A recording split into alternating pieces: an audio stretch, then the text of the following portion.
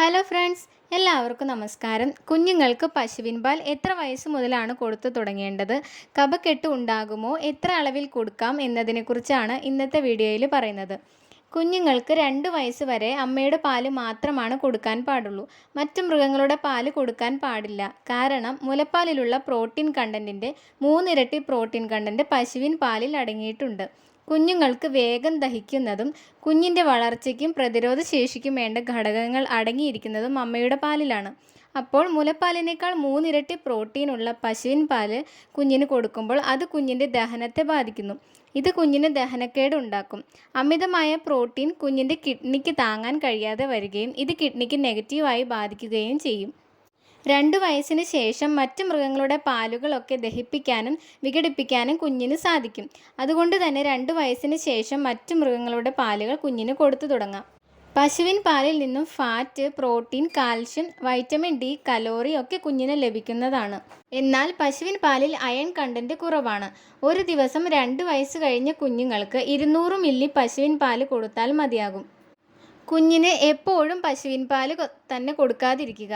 കാരണം ഒരു ഗ്ലാസ് പശുവിൻ പാൽ കുടിക്കുമ്പോൾ കുഞ്ഞിൻ്റെ വിശപ്പ് മാറുകയും പിന്നെ മറ്റ് ഭക്ഷണങ്ങൾ കഴിക്കാൻ വിസമ്മതിക്കുകയും ചെയ്യും. ഇതിലൂടെ മറ്റ് ഭക്ഷണങ്ങളിൽ നിന്നും കിട്ടുന്ന പോഷകങ്ങൾ കിട്ടാതെ വരികയും പശുവിൻ പാൽ മാത്രം കുടിക്കുന്ന മറ്റ് ഭക്ഷണങ്ങൾ കഴിക്കാൻ വിസമ്മതിക്കുകയും ചെയ്യുന്ന കുട്ടിക്ക് അയൺ കുറവ് ഉണ്ടാവാം. കാരണം പശുവിൻ പാലിൽ അയൺ കണ്ടന്റ് കുറവാണ്. അയണിൻ്റെ കുറവ് കുഞ്ഞുങ്ങളിൽ വിളർച്ച ഉണ്ടാക്കും.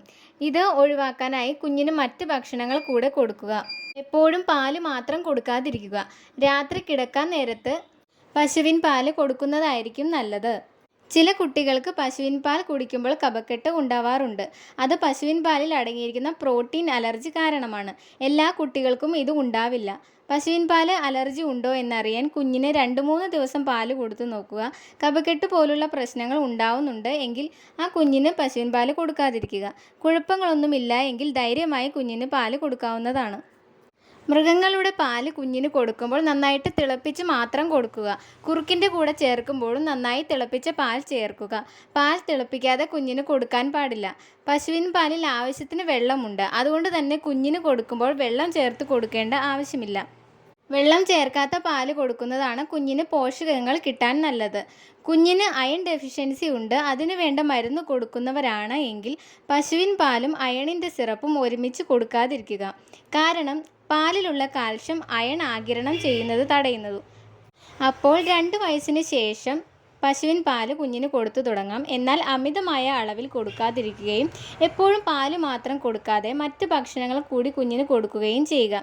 മറ്റ് മൃഗങ്ങളുടെ പാലുകൾ ഒരു നേരം മാത്രം കുഞ്ഞിന് കൊടുത്താൽ മതിയാകും. ഈ വീഡിയോ നിങ്ങൾക്ക് ഉപകാരപ്പെട്ടു എന്ന് കരുതുന്നു. മറ്റൊരു ടോപ്പിക്കുമായി അടുത്ത വീഡിയോയിൽ കാണാം.